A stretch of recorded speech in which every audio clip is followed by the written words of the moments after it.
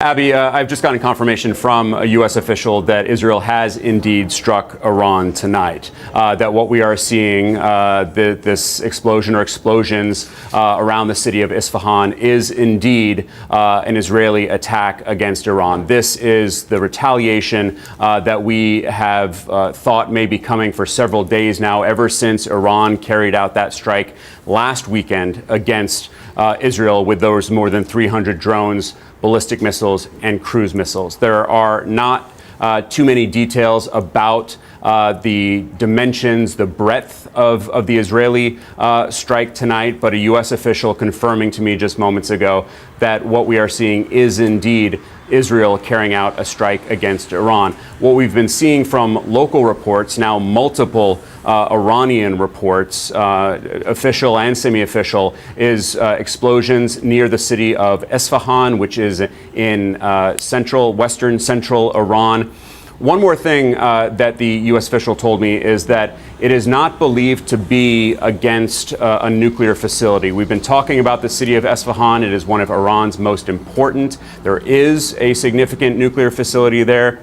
My understanding from speaking with now multiple U.S. officials is that the targets that Israel had indicated that they would be going after in a counterstrike would not be nuclear. One senior U.S. official also telling me that the targets would not be civilian. As we were just saying moments ago, Abby, the U.S. was expecting Israel to carry out a strike that was limited in scope, perhaps against military targets, but something that would be visible so as to tell the world this is Israel hitting back against Iran. Of course, we've seen these images now for over the past hour. This is a very visible strike. And now we have this confirmation that this was indeed Israel that is attacking Iran. So major questions now, where we go from here. We have to get a much better sense. Indeed, Israel and the U.S. have to have a much better sense of what was struck, what the damage was done, in order to be able to try to predict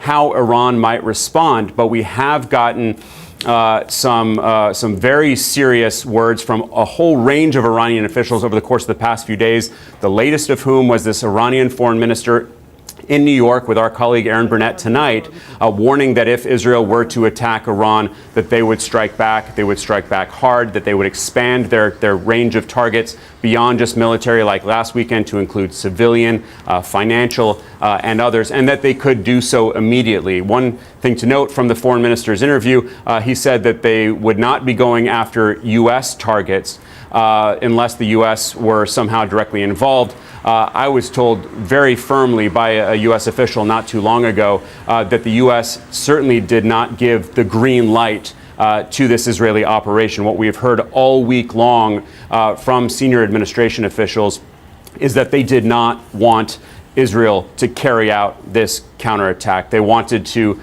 take the win, so to speak, and essentially let last weekend's defense, that formidable defense of Israel, taking down 99% of what was fired at it, to essentially speak for itself, so as not to expand this conflict. Abby? And that certainly did not happen. Alex, thank you for bringing us that great reporting. Continue to stand by for us, and we'll get back to you as soon as you have more. I want to go to Director James Clapper just to react there to what you heard Alex report.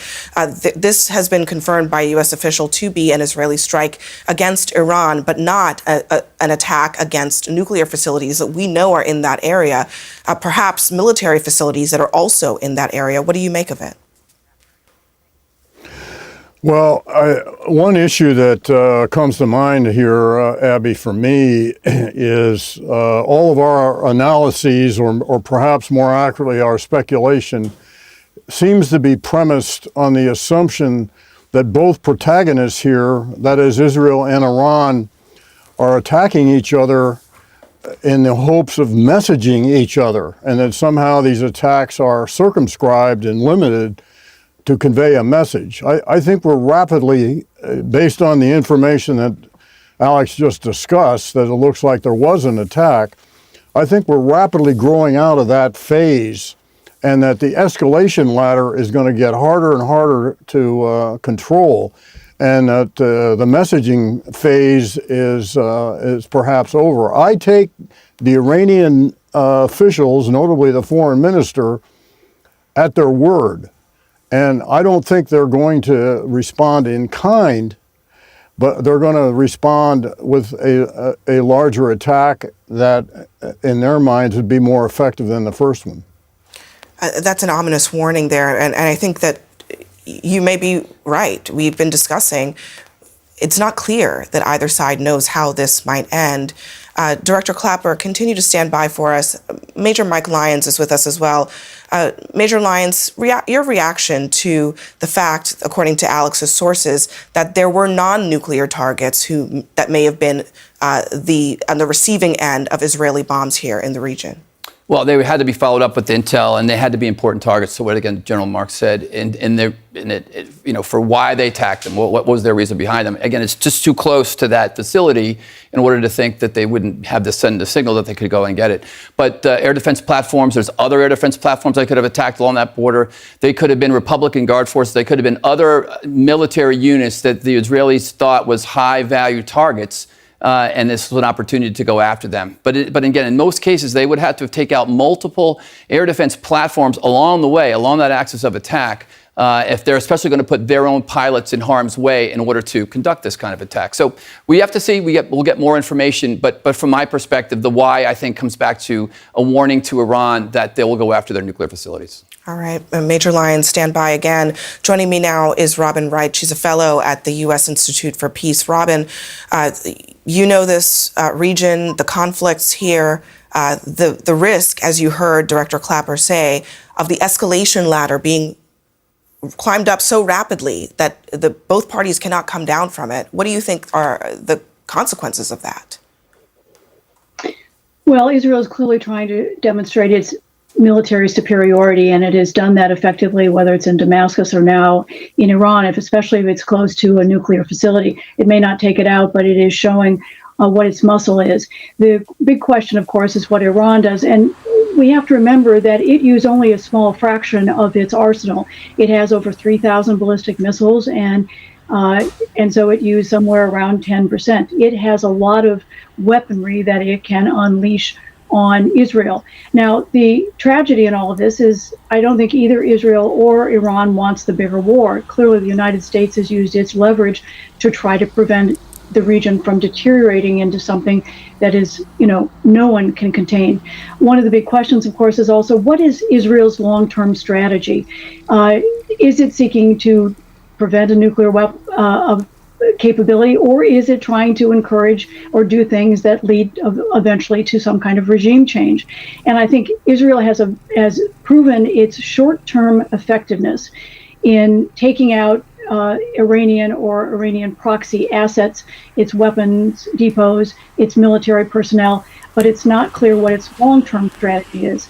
Iran, on the other hand, has a long game. It has proven that it is the inferior military power, but it has built up over the last 42 years an incredible alliance in the region, a deadly military capability.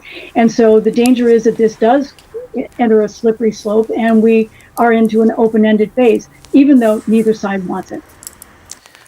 Robin, right, thank you very much for that. Max Boot is still with us. Max, the questions that Robin raised, what are Israel's long-term goals here? And I don't need to remind anyone, there is a very significant conflict going on right now in Gaza that is taking up quite a lot of Israeli resources, but they're also trying to engage Iran really for the first time directly. So where does this go from here?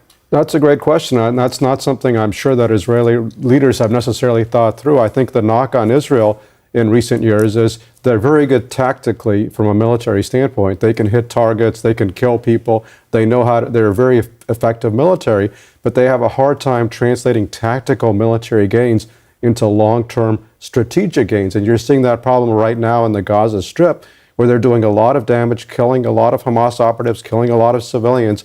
But how are they going to create a long-term peace in Gaza? They don't seem to have any concept of what happens after the guns fall silent. They don't have any idea of who's actually going to govern in Gaza. And I kind of feel like they have a similar problem with Iran. They feel like, okay, we've been attacked. We have to show, don't mess with us. We're going to hit back. But where does it go from here? If Iran hits back, how do they prevent this larger war from breaking out, which is Robin said, and I think that's right. Neither side really wants that larger war, but both sides are determined to show you can't push me around. I have to establish my deterrence. Neither side, I don't think, has a long-term strategy here, and that's very dangerous because emotions are involved, nationalism is involved, and a lot of weaponry is involved. And look, let's be honest, it's particularly dangerous for the state of Israel, which is like an island in the Middle East, and there's nowhere to turn if there is a broader conflict. So at what point does this need to turn to a conversation about what is it going to take to move toward peace in Gaza and to de-escalate the tensions, not just with Iran, but with its proxies? Well, I think that's something Israel needs to think about very hard, because right now, they're involved in a two-front war right now, at least two fronts, maybe three, depending on how you count, because they have the war in Gaza, they have a war against Hezbollah in Lebanon, and now they're starting a direct war with Iran. That's a lot. I mean, Israel is a very powerful military, but that's a lot of wars at once for one little country to handle. And it also suggests that perhaps the United States almost might inevitably be dragged into whatever happens there. Oh, absolutely. I mean, you saw last week, I mean, U.S. forces were defending Israel. And since October 7th, there have been many Iranian-sponsored attacks on U.S. bases in the region, some of which have killed or wounded U.S. troops. So, yeah, absolutely, the United States is in the middle of it because we're Israel's ally. We're also the ally of some of the Arab states involved. So we're trying to keep peace in the region, but it's becoming very hard to do. It's kind of like a referee trying to step between two guys who are flailing at each other, and you're going to get punched from both sides. When it comes to the conflict in Ukraine, President Biden has been very clear. There are going to be limits to how involved the United States is. Do you think that there will be any limits when it comes to Israel? That remains to be seen. I mean, I think Saturday was very unusual, not only in the direct Iranian attack, but also in the direct U.S. response. And of course, a lot of Ukrainians were saying, well, why isn't the U.S. defending us the way they're defending Israel? But I think there is a logic here that the U.S. is desperately trying to prevent a wider war in the region. And so, now the issue is, did Israel ignore U.S. warnings not to attack Iran? And if so, do we wind up defending Israel anyway from the inevitable Iranian counterattack?